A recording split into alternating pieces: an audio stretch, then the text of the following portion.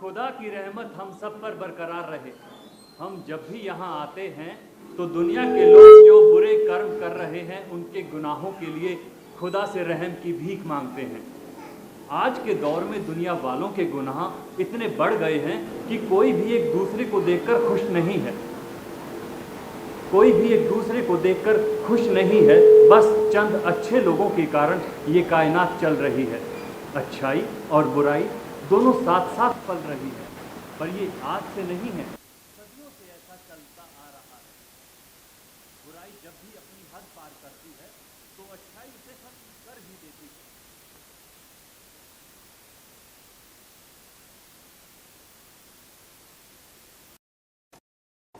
Baghdad शहर में अली बाबा अपने अब्बू जान, बड़े भाई, भाभी और अपनी शरीके हयात खुदा का बंदा था, लेकिन उसका भाई कासिम उसे देखकर जरा भी खुश नहीं था। और जब भी उसके अब्बू जान जिंदा रहे तब तक दोनों भाई अपनी बीवियों के साथ एक ही छत के नीचे रहे। लेकिन जैसे ही उनके अब्बू जान की मौत हुई तो कासिम ने अपनी मनमानी की और उसे घर से बाहर का रास्ता दिखा दिया।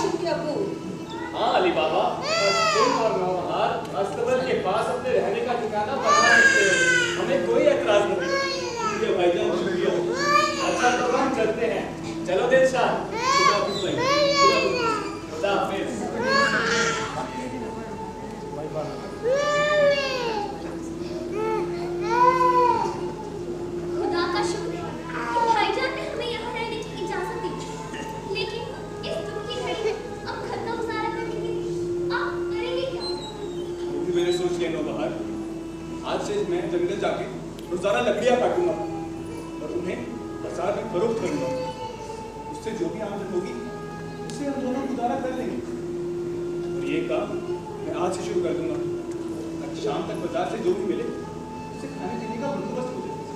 चलो मैं चलता हूँ। अपना ख्याल रखो। खुदा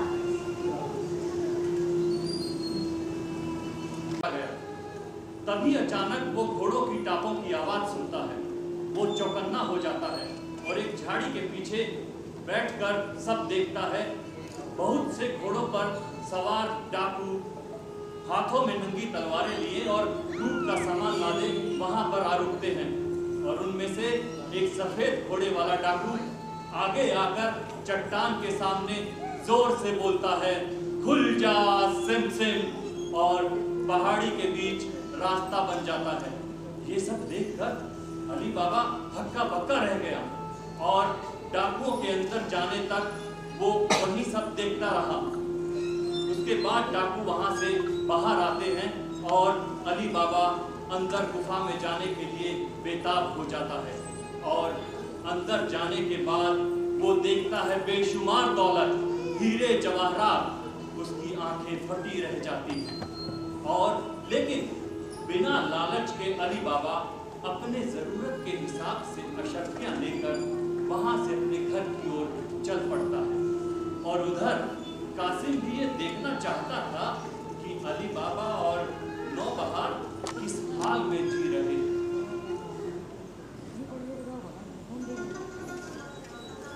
अली बाबा, अली बाबा, आदाब भाईजान। जीते रहो। अली बाबा कहाँ है? बस आगे ही होंगे। आप कुछ काम हो? काम? हाँ, वो हमें हमाम के लिए कुछ लकड़ियाँ चाहिए थी, बस इसीलिए मैं यहाँ आया हूँ।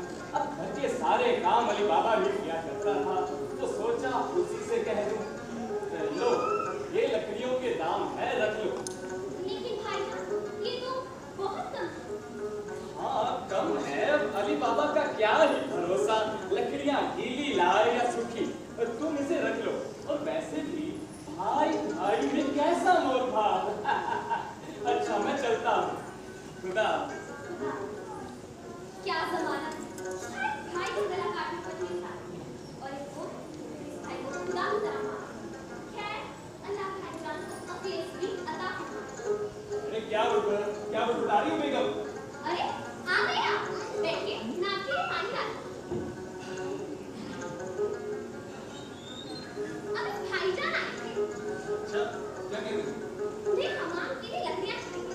एक महीने इसी सिलसिले में आए थे। भाईजान दाम देने के कहते लकड़ियों की। वाह, तो सोचते भाईजान हमारे दाम लकड़ियाँ लेने से पहले ही देकर चले गए। पाकिस्तान खा लेंगे तो उसे बसे कैसे? कितना खुशहाली वाला दिन है आज। ये देखो घड़ी में क्या लाया। या अल्लाह, ये मैं क्या देख रही हूँ? जाने बहार, ये सितारे हैं, सितारे जिन्हें आसमान से खास तुम्हारे खातिर लाया हूँ। ऐसे हैरान सी कर दिखती है। अगर यकीन नहीं आता तो खिड़की खोलकर आसमान में देखो, पूरा आसमान काला नजर आ रहा है। पूरे शहर में हंगामा मचा है। ये सितारे गए तो गए कहाँ? आखिर कौन ले गया उन्हें? अब उन्हें क्या पता, ये कारनामा अली बाबा ने अंजाम दिया है, तुम्हारे अली बाबा ने। आप मजाक छोड़िए और ये बताइए इतनी सारी शर्फियाँ आपको कहाँ से मिली? जाने बहार, ये शर्फियाँ नहीं है, इन्हें सितारे कहो, सितारे। आज ये जमीन हमारे लिए आसमान बन चुकी है। अब हम भूखे नहीं रहेंगे, छोटी छोटी खुशियों के लिए तरसेंगे नहीं। खुदा का शुक्र करो बहार, खुदा का शुक्र करो। नहीं, आपने जरूर चोरी की है, डाका डाला है, मगर मुझे हराम के हिवाले से नफरत है। चाहे फिर वो सोने का हिवाला ही क्यों ना हो, हटाइए इन्हें मेरे सामने से।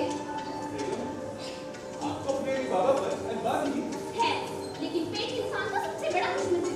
भूख ईमान को कमजोर कर देती है। आप अच्छी तरह जानती हैं कि कड़ी से कड़ी आजमाइश में भी तुम खड़े उतरे हैं। पर एक की कमाई की तरफ नजर उठा कर नहीं देखा हमने कभी। मगर भूख और तन्हाई में अच्छे अच्छों के पाँव उठ जाते हैं। अब मैं आपको कैसे यकीन दिलाऊं कि मैंने कुछ गलत नहीं किया है? तो क्या ये सब आसमान से लटका? नहीं। तो बताते क्यों नहीं? कहाँ से लाए ये सब? ठीक है, बैठो।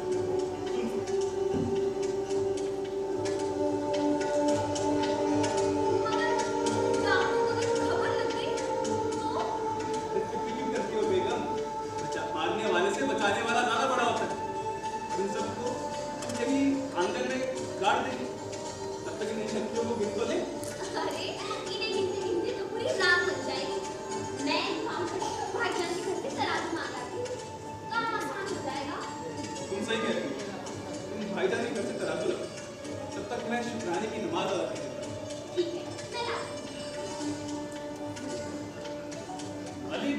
लिए मुसीबतें शुरू हो गई थी।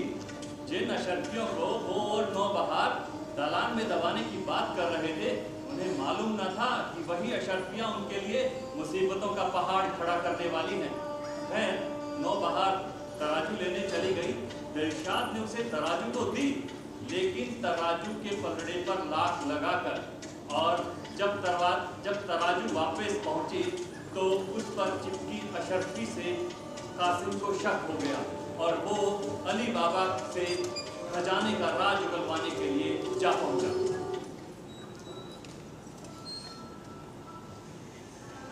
अली बाबा, अली बाबा। अस्सलाम वालेकुम भाईजान। वालेकुम अस्सलाम, वालेकुम अस्सलाम। अली बाबा कहाँ है? बस आते ही होंगे, बाजार में कुछ काम था। अली बाबा को बाजार में क्या काम पड़ गया? वाह, लगता है घर में गोश्त पक रहा है। मसालों की क्या खुशबू आ रही है। जी, कभी कभार पका लेते हैं। अच्छा, अली बाबा बताकर गया है कब तक लौटेगा? नहीं, कुछ कहकर नहीं गए, कुछ जरूरी काम था। हाँ, बेहद जरूरी काम था, बेहद जरूरी काम था। हम जब भी आएंगे हम आते रहेंगे। नहीं नहीं, इसकी क्या जरूरत, मैं यहीं बैठकर उसका इंतजार कर लेता हूँ। आपको कोई एतराज तो नहीं ना? नहीं नहीं, इतना कैसा? आप तो घर है, शौक से बैठे। मैं जरा बावर्ची खाना देखूं। हाँ हाँ, क्यों नहीं, शौक से जाओ, शौक से पकाओ और शौक से खाओ भी। आखिर अशर्फियाँ छुपाई कहाँ है अली बाबा ने? कहीं भी नजर नहीं आ रही। कहीं अपने साथ ही तो नहीं ले गया? चलो, मैं भी यहाँ से नहीं हिलूंगा, कभी तो वापस लौटेगा। नौबहार, जरा पानी तो पिलाना। जी भाईजान, अभी आए।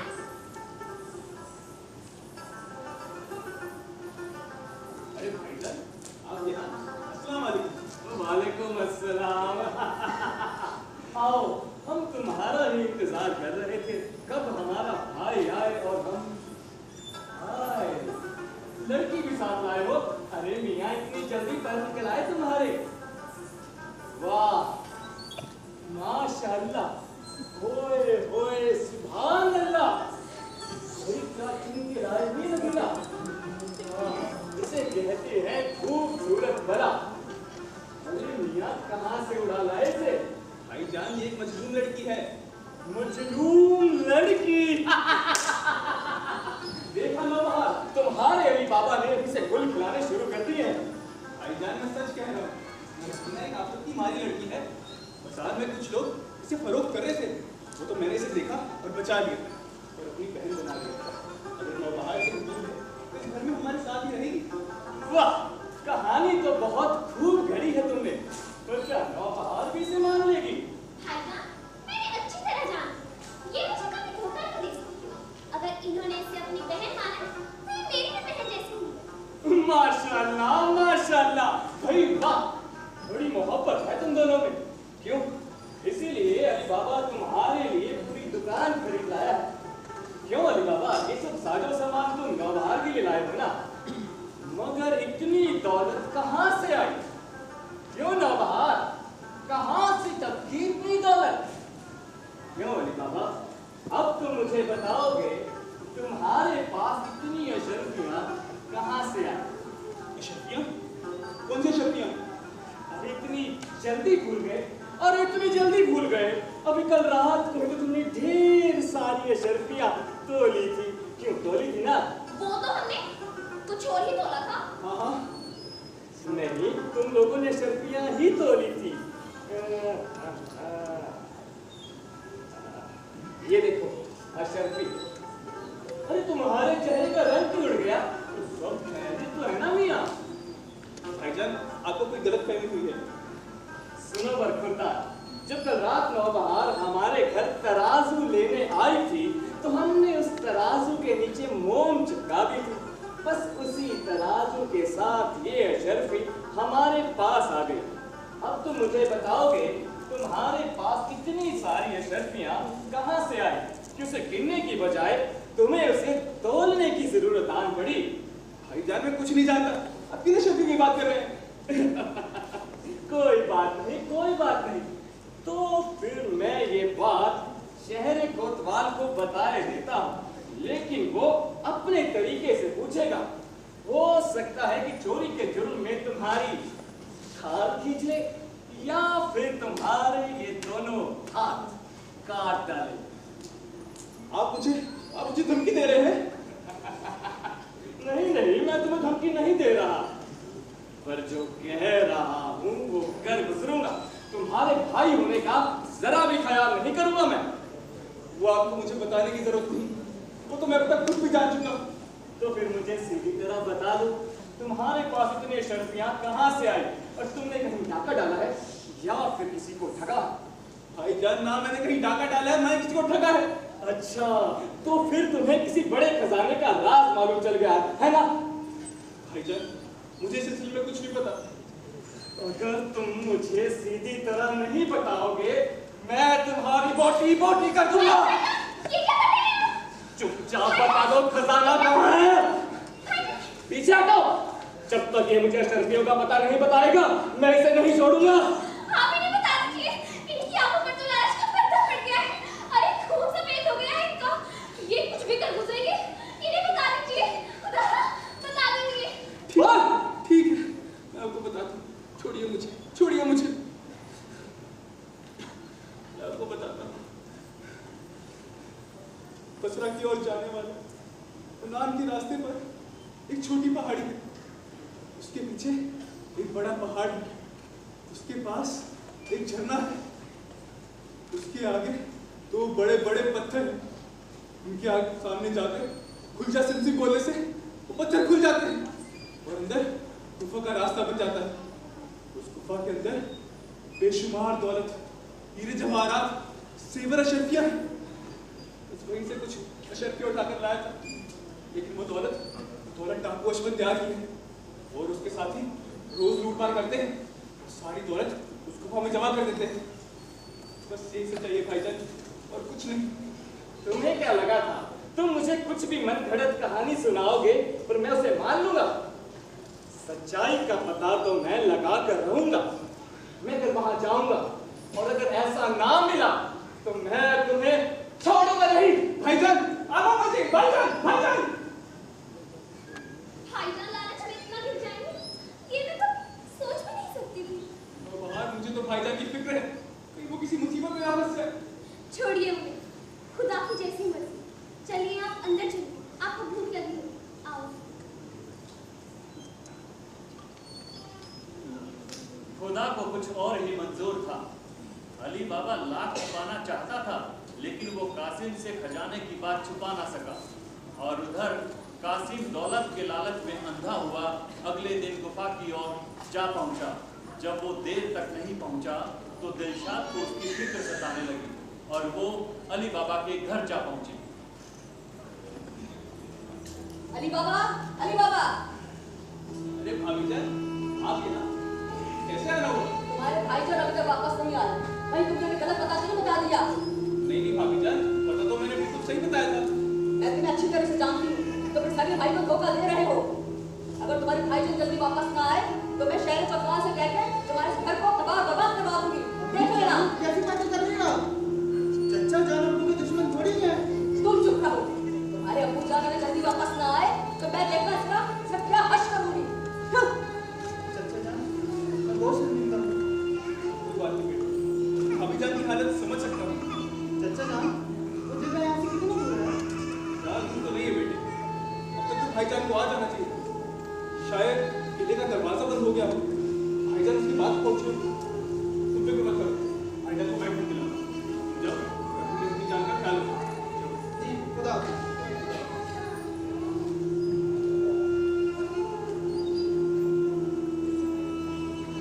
अली बाबा कासिम को ढूंढने गुफा की ओर चला गया और उधर कासिम दौलत के लालच में अंधा हुआ गुफा में पहुंच तो गया।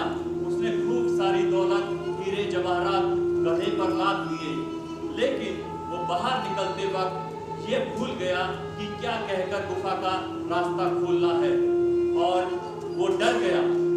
उधर सर चट्टानों पर पटकने लगा।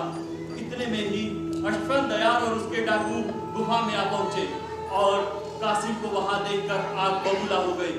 उसे वहीं खत्म कर दिया, उसका सर धड़ से अलग कर दिया। कुछ देर बाद अली बाबा कासिम को ढूंढता ढूंढता जब गुफा में पहुंचा तो भाई की लाश को देखकर उसका कलेजा फट गया। हिम्मत करके उसने जैसे तैसे छिपता छिपाता अपने भाई की लाश को लेकर घर पहुंचा।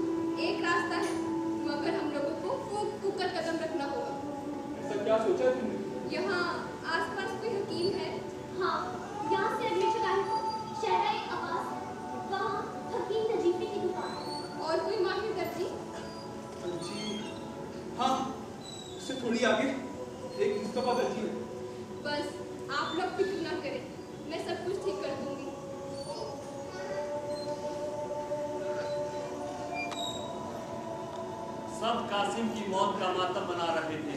उधर अली बाबा और मर्जीना इस तरह की तरकीब जुटाने में लगे थे कि कासिम की लाश को सुपुर्दे खाक कर दें और अशफाक दयाल और उसके डाकुओं को कोई पता न लग सके।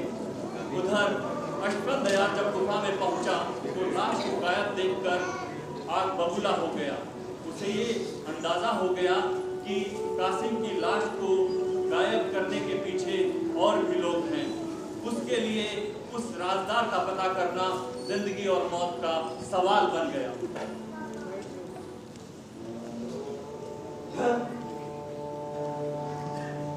लाश भी गायब है और हमारा साथी भी लापता। आखिर ये राज क्या है? क्या राज है ये?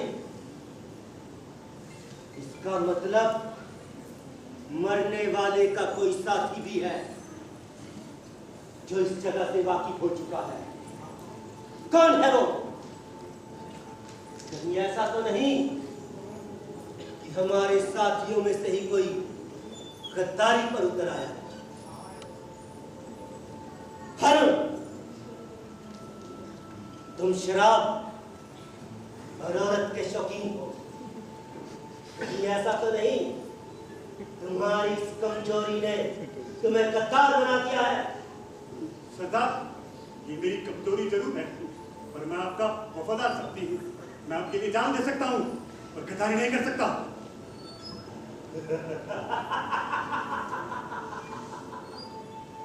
सच्चाई की चमक है तेरी आंखों में, तो कौन हो सकता है?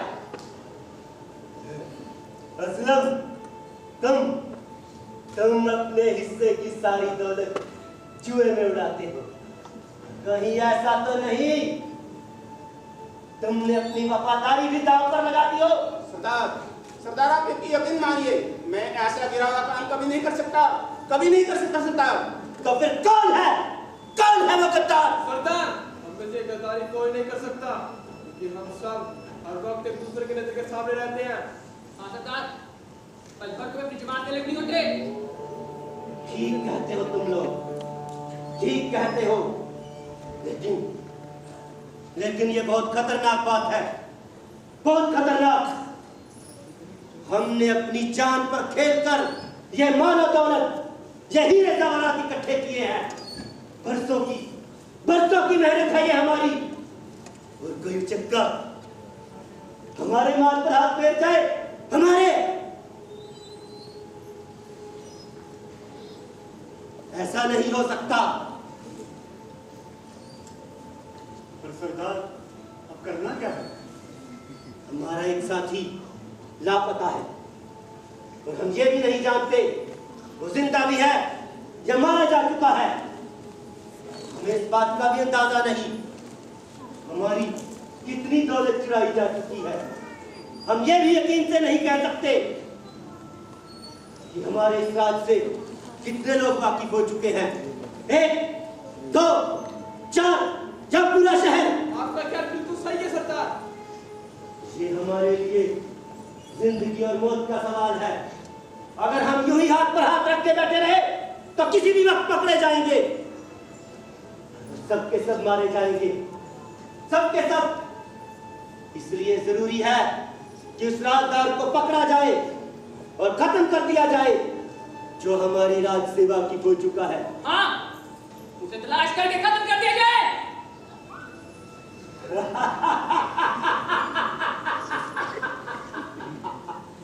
तुम सब के सब बहादुर हो, दिलेर हो, चालाक हो, और सबसे बड़ी खूबी तुम सब के सब बेरहम हो। तो बताओ, हमारे साथी के साथ साथ उस राजदार को पता करने का जिम्मेवारी कौन लेता है? मैं लेता हूं जिम्मेदारी। मैं उस हरामी और अपने साथी पहलवान की तलाश करके लाऊंगा। शाबाश अरुण, लेकिन तुम इतने बड़े शहर में उसको तलाशोगे कैसे? सबसे पहले मैं कब्रिस्तान जाऊंगा और देखूंगा कौन सी लाश टुकड़ों में आई है। शाबाश अरुण, तो ऐसा करो, अपने साथ 2 साथी और ले जाओ। ठीक है सरदार, मैं अपने साथ असलम और सैफू को ले जाता हूँ। लेकिन याद रखना, तुम्हें सिर्फ उसको तलाश करना है, बाकी सारा काम मैं खुद करूंगा। मैं उसको और उसके खानदान को तड़पा कर मारूंगा, तड़पा कर मारूंगा।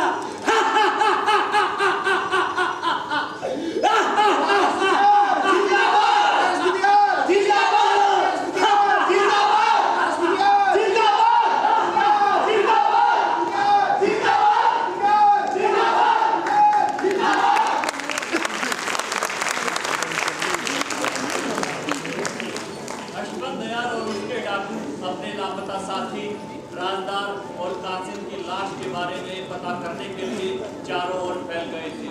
वो कब्रिस्तान में पूछताछ कर रहे थे। पूछते पूछते वो बगदाद शहर में जा पहुंचे। उधर मर्जीना मुस्तफ़ा दर्जी और नजीफी हकीम से मिलने बाजार जा रही थी और डाकू भेष बदलकर पूछताछ में जुटे थे।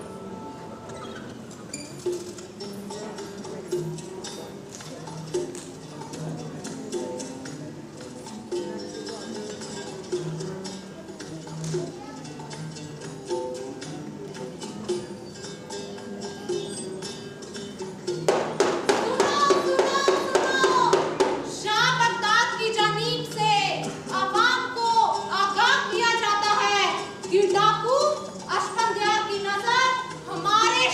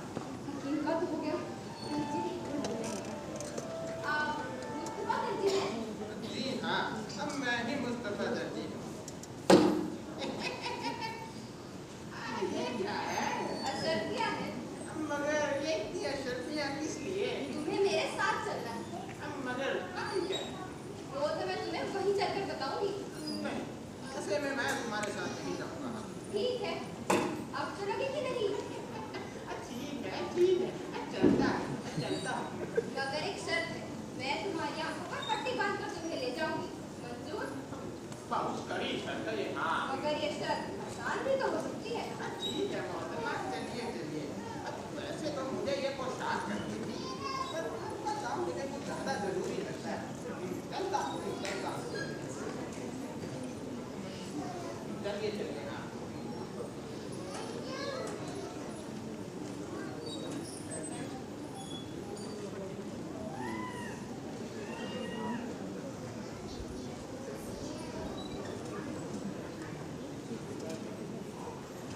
अरे भैया, अस्सलाम वालेकुम। वालेकुम सलाम, वालेकुम सलाम। वालेकुम यार। कहिए क्या पेश करूं? अरे नहीं नहीं, हम तो बस ये जान रहे थे गाँव में बहुत चोरी और डाकुओं का खतरा बना हुआ है। आए दिन कत्ल होते हैं। नहीं नहीं भैया, यहाँ तो हर जगह सुकून ही सुकून है। कैसी बातें कर रहे हो? पर हमने तो सुना है यहाँ के एक आदमी का बड़ा बेरहमी से कत्ल कर दिया गया, टुकड़े टुकड़े कर दिए गए। नहीं नहीं भैया, इस शहर का ये शकील खाना बहुत मशहूर है ना। यहाँ लोग जाम मिलकर गपबाजी करते हैं। ऐसी ही कोई गपबाजी सुनी होगी आपने? अच्छा अच्छा, खुदा हाफिज। रामी हैरत है, ये तो कहता है कोई कत्ल नहीं हुआ। लगता है हमारा बड़ा चिल्लाक और तेज अस्त्र से बड़ा है, लेकिन हमने कोई ना कोई रास्ता तो निकालना ही पड़ेगा।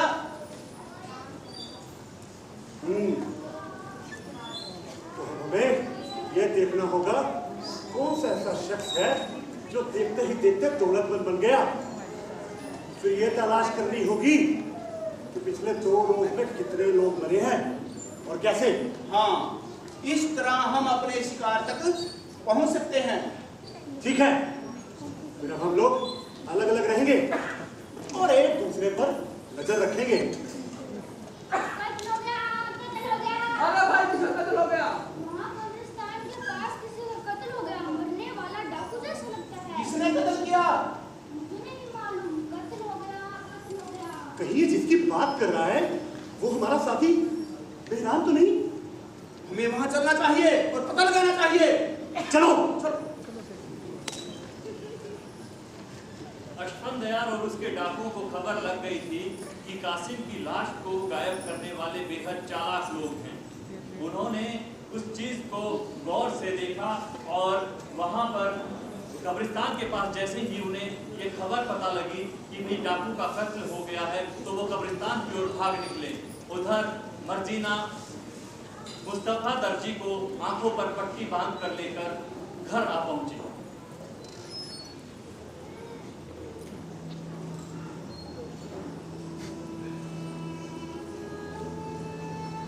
संभल कर।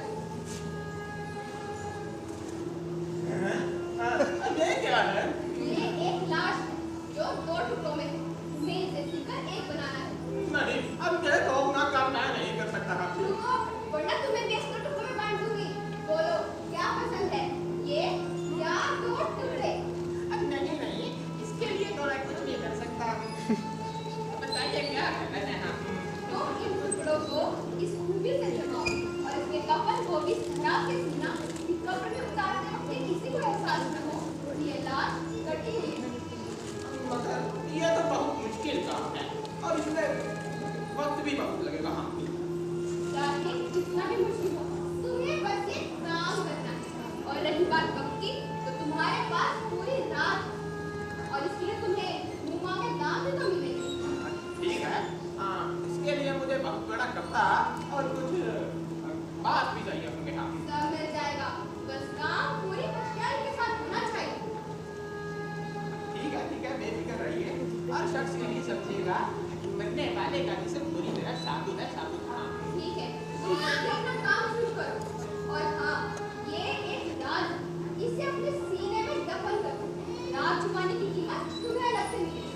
ठीक है, थोड़ा इसे दूर रखिए। हाँ,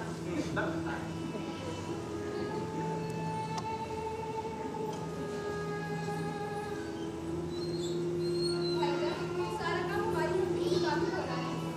ठीक है, मगर किसी को कोई शक तो नहीं हुआ? नहीं भाईजान, सारा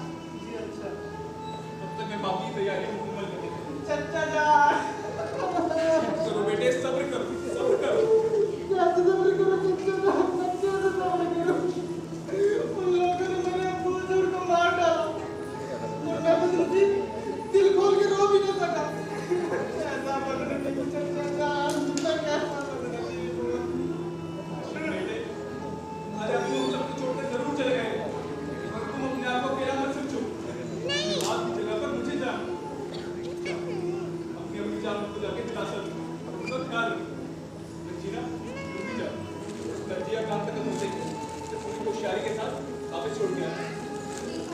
जाओ जाओ। ऐ परवरदिगार, मेरा भाई गुनहगार जरूर था, मगर वो था तो तेरा ही बंदा। तू रहीम है, तू करीम है, इस नाचीज की एक फरियाद सुन। मेरे भाई के सारे गुनाह माफ कर दो। ऐ मालिक, इस भाई की रूह को जन्नत नसीब करा, जन्नत नसीब करा। मुस्तफा दर्जी ने देर रात तक काम किया। अली बाबा और मर्जीना रात भर जागते रहे। मुस्तफा दर्जी ने बड़ी बेहतरी के साथ कासिम का सर उसके धड़ से जोड़ दिया। काम दुरुस्त होने के बाद मर्जीना ने उसके दाम चुकाए और उसकी आंखों पर दोबारा पट्टी बांधकर उसे छोड़ने चली गई। वो बीच रास्ते में उसे छोड़कर बिना बोले वापस आ गई। उधर मुस्तफा दर्जी अशरफियाँ गिनते हुए जब आगे बढ़ा, तभी उसकी मुलाकात अशफाक दयार के डाकू हारून से हो गई।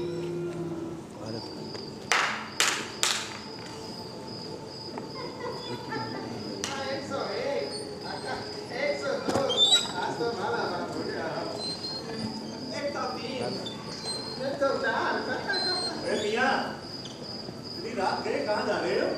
बता रहा हूँ बेटे, तुम तो इस शहर में अजनबी लगते हो आप।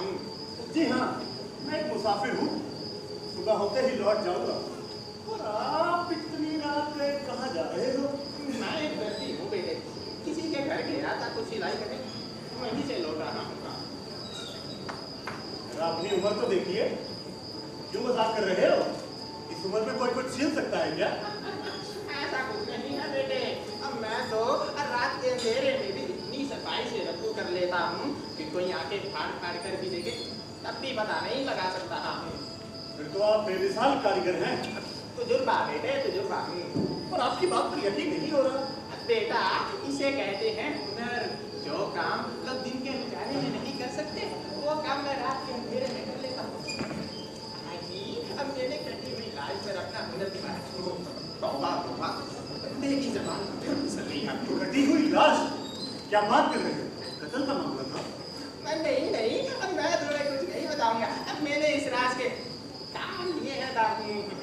अगर तुम मुझे बता दोगे तो ये अशरफियाँ भी तुम्हारी हो जाएंगी। हाँ, सच कह रहे हो। जवान से भी तो नहीं जाओगे भैया। जवान का धनी हूँ। लेकिन वो अशरफियाँ इनसे कुछ ज़्यादा नहीं हैं। अच्छा, तो एक सवाल और, वो जगह कहाँ है जहाँ तुमने इस काम को अंजाम दिया? बहुत जगह, बस थोड़ी ही दूर है ना, थोड़ी ही। तो मुझे वहाँ ले चलो। मियाँ, अब मैंने तुम्हें राज बताने की कीमत दी है। जगह तक ले जाने की नहीं। हाँ, तुम ले चलो, तुम्हें और भी अशरफियाँ दूंगा। लेकिन वहाँ से आते हुए मेरी आंखों पर पट्टी बंधी हुई थी। हाँ, तो क्या तुम्हें वो जगह नहीं मालूम? अब मियाँ, हमने कच्ची गोलियाँ तो खेली नहीं है। अब वहाँ से आते हुए हमने अपने कदम गिन लिए थे। हाँ, कदम। तो मुझे ले चलो ना। चलो हाँ।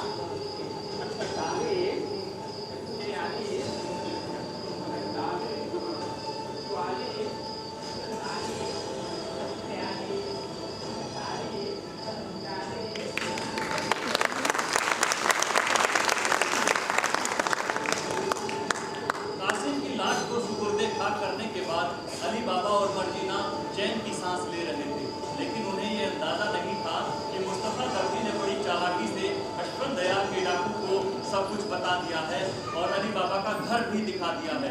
उधर अशफाक दयार का डाकू अली बाबा के घर पर निशान लगाया और वापस ठिकाने पर पहुंच गया। उसने अशफाक दयार को सारा वाकया सुनाया और अशफाक दयार अली बाबा की चालाकी और बहादुरी सुनकर बबूला हो गया।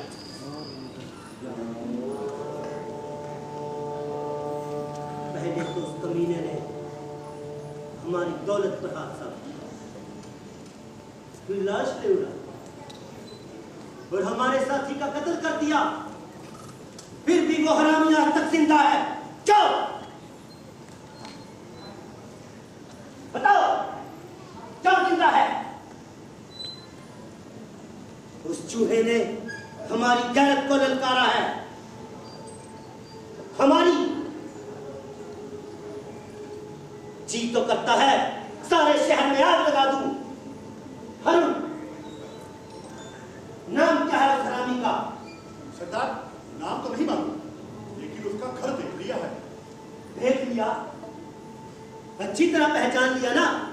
सरदार, उसके घर पे मैंने निशान लगा दिया है। लेकिन इतने बड़े शहर में तूने उसका घर कैसे पहचाना? सरदार, दुश्मन बहुत चालाक निकला। उसने लाश को सिलवाकर सपुर्दे खाक किया। मुस्तफा नाम के दर्जी ने उस बदनसीब कासिम की लाश को सिला है जो आपके हाथों मारा गया था। तो उसी से ये सब मालूम हुआ मुझे। क्या तुझे कोई धोखा तो नहीं हुआ? नहीं सरदार, ये काम मैंने बहुत ईमानदारी और लगन से किया है। कोई और होता ना कर पाता। शाबाश, शाबाश अरुण, शाबाश। अब सबसे पहले मैं अपने दुश्मन का दीदार करूंगा, फिर देखूंगा वो मेरे खंजर के कितने वार झेल सकता है और मैं उस पर कितने वार कर सकता हूं।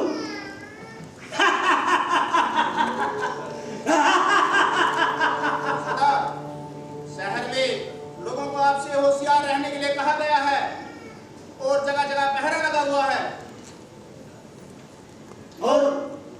और आपके सब की कीमत लगा दी गई है। अच्छा, कितनी कीमत लगाई हमारी?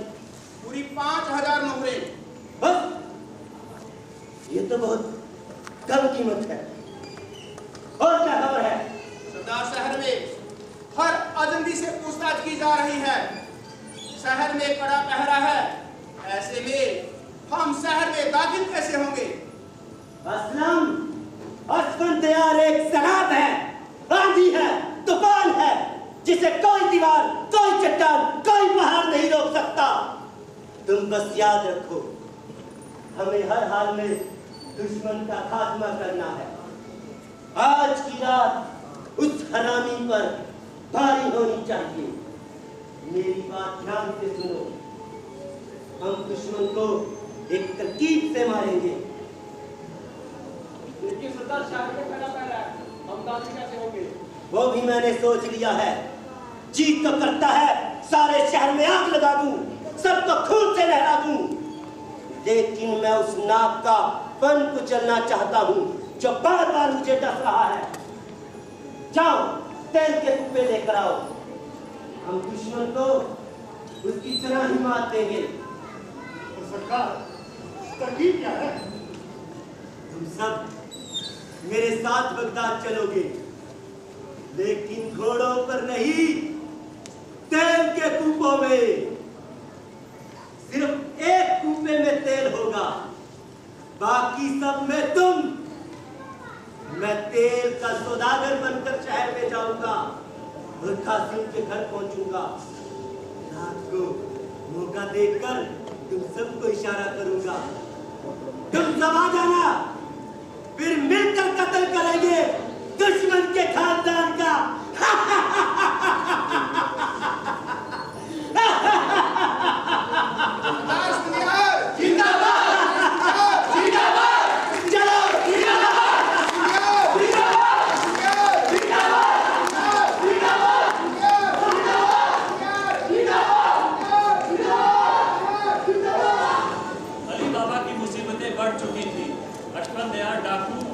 उनको खत्म करने की साजिश रच चुका था और उसने अपने डाकुओं को तेल के कुप्पे में डाला और साथ में तेल के कुप्पे भी ले लिए और खाली कुप्पों में उन डाकुओं को डालकर बगदाद की ओर चल दिया। उधर अली बाबा और मर्जीना, उनको ख्वाब में भी नहीं पता था कि अस्फंदियार कुप्पों में मुसीबतें भरकर उनके घर की ओर आ रहा है।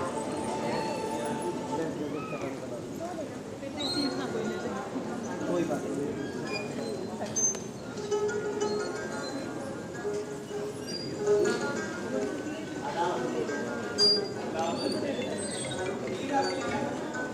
मेरा नाम सुजीत है, सुजीत बशरी। मैं आपके मुद्दे का पुराना दोस्त हूं। उनके बारे में जानना मेरा अफसोस है। आप सोच की बात कर रहे हैं, अगर खुदा की मर्जी है वो नकल दे सकते हैं। आप क्या कहते हैं?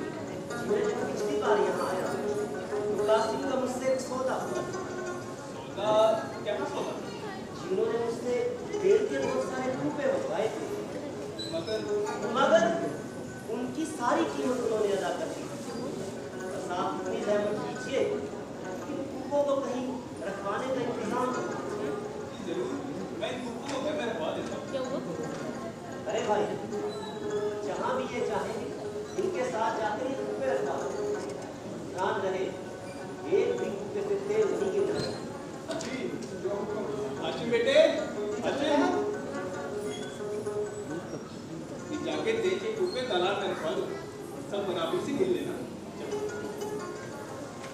जी ठीक है, मैंने आपकी अमानत आपको सौंप दी। ये अमानत हमारी भाभी जान की है। अब मैंने फरोख्त करके सारी रकम उनको अदा कर देंगे। वाह, क्या नेक ख्यालात है। ठीक है, अब मुझे इजाजत दीजिए। अरे ये क्या, आप दरवाजे से ही लौट जाएंगे। जरा अंदर आइए, तशरीफ लाइए। इतना अच्छी से खिदमत करने का मौका दीजिए। आइए आइए। अरे अरे, जैसे आपकी मर्जी। हुस्ना, जी भाईजान। जरा मेहमान के लिए शरबत लाओ। जी भाईजान। आइए बैठ।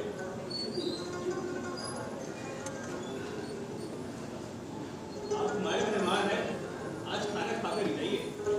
आप इतनी तकलीफ क्यों उठा रहे हैं? अरे तकलीफ कैसे, आप हमारे मरहूम भाईजान के दोस्त हैं, खाना तो आपको खाना ही पड़ेगा।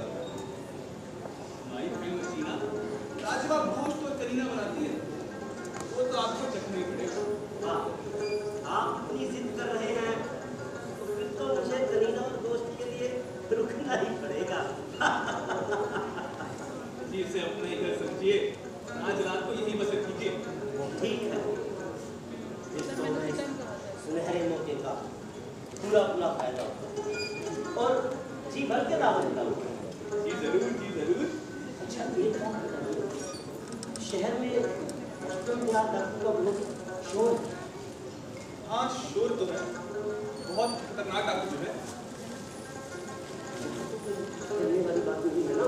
जी कैसी बात करते हैं, अगर कोई खतरा होगा सबसे पहले अली बाबा की जान जाएगी, अली बाबा की, फिर आप लोग को यहाँ जाएगी। नहीं, खुदा सब खैर करेगा। आइए आइए, अंदर आइए, आपको आपका कमरा दिखाएं। आइए। जी शुक्रिया। क्यों भी आज बहुत खुश हो तुम। तुम्हारे खाने की तारीफ हुई थी। मेहमान की खुशी मिली तो हमारी खुशी है। हाँ, सही कहा तुमने। अब हमें मुंह बंद नहीं रखना। मेहमान से जल्दी निकल जाएंगे। मैं बादाम का हलवा और गोश्त पका दूंगी। तुम हमारी जी। दलाल में कैसे रखवा दिया? अच्छी बात। चौकीदार कहाँ है? मेहमान को उनके कमरे में छोड़ देंगे।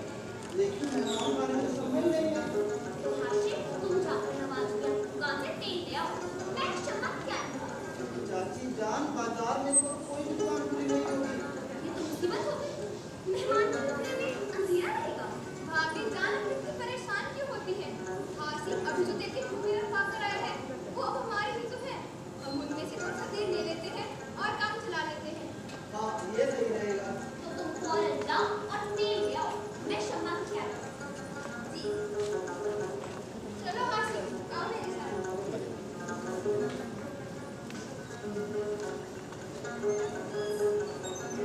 बहुत ही नेक दिल इंसान है मुदीर बख्शी साहब, लालच और फरेब से कोसों दूर।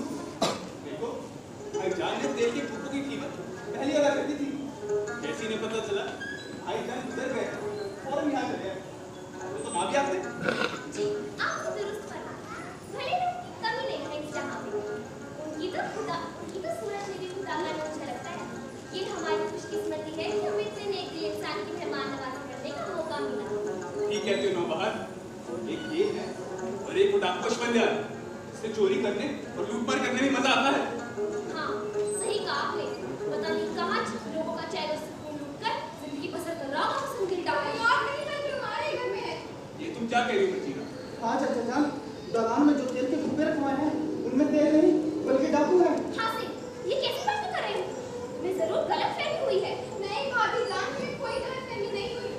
अभी जो वो डाकू की हरकतों से बाज नहीं आया और सीधा हमारे घर में आदम का, जिसे मेहमान समझकर हम इतनी खातिर कर रहे हैं, वो असल में डाकू बन जाए है।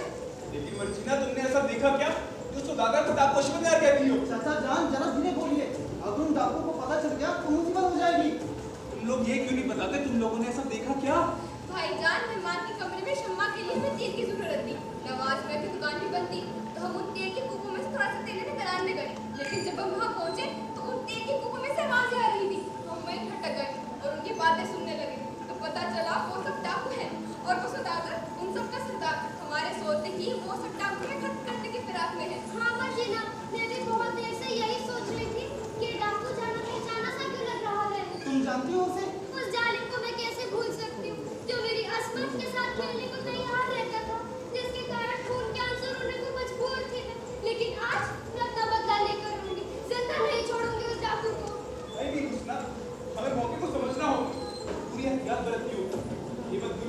हमारे कब्जे से फेंक डाकू नहीं, बल्कि उसकी पूरी फौज है। हाँ हुस्ना, उससे मैं आगे हमें कोई भी ऐसा कदम नहीं उठाना होगा जिससे हम सब मुश्किल में आ जाए। लेकिन अब करना क्या है? भाभी जान, आप एक काम कीजिए, अब घीटी पर कड़ाही रख लीजिए और उसमें पानी के छींटे मारते रहिए। मगर इससे क्या होगा? वो डाकू हमारे सोने का इंतजार कर रहा है। हमारे सोते ही वो अपने डाकू को इशारा करेगा हमले के लिए। लेकिन जब यहाँ से रह रहकर आवाजें आती रहेंगी, तो उसे लगेगा कि हम जाग रहे हैं और वो हमारे सोने का इंतजार करता रहेगा। मगर जीना, जो बाकी डाकू दलाल में है, उनका क्या? उनके लिए भी हमें एक काम करना होगा। वो सब डाकू हैं तेल की कूपों में आए हैं, तो अब तेल उनकी मौत का कारण बनेगा। इतनी पहेलियां मत हो जाओ, साफ-साफ तो तुम कहना क्या चाहती हो? सुनो, वो सब डाकू हैं तेल की कूपों में बंद हैं। जब तक उनका सरदार इशारा नहीं करेगा, वो तेल की कूपों में ही बंद रहेंगे। जितने कूपे हासिल रखवा कर आए हैं, उसमें से एक कूपे में तेल भरा है। भाईजान आप और हासिल चुपके से जाकर उस कूपे में से तेल निकाल लेना। तब तक मैं बड़ा बर्तन और गिट्टी पर रख लूंगी। मर्जीना, तुम क्या कह रहे हो?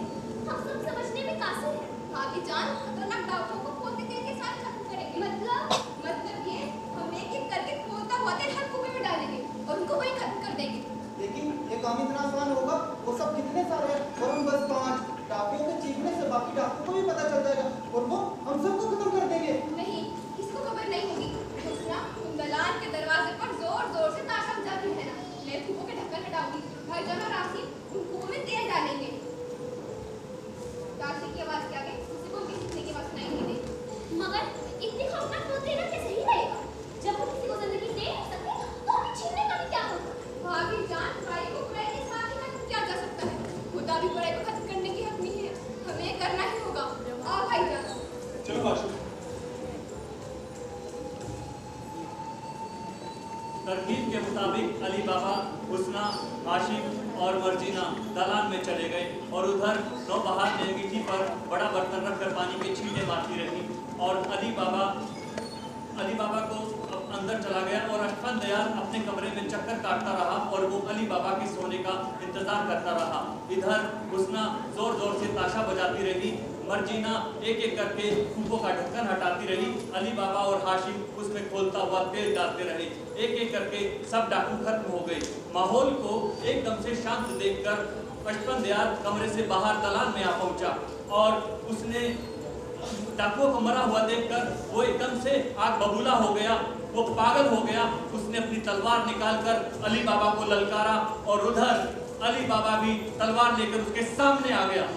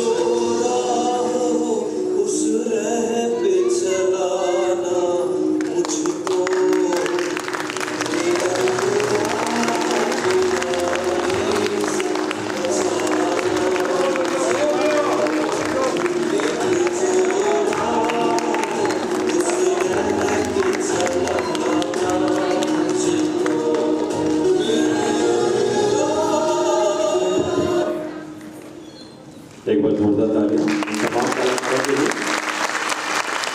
अली बाबा चालीसों की कहानी को आप सभी के समक्ष आज अपने अभिनय के माध्यम से कलाकारों ने प्रस्तुत किया।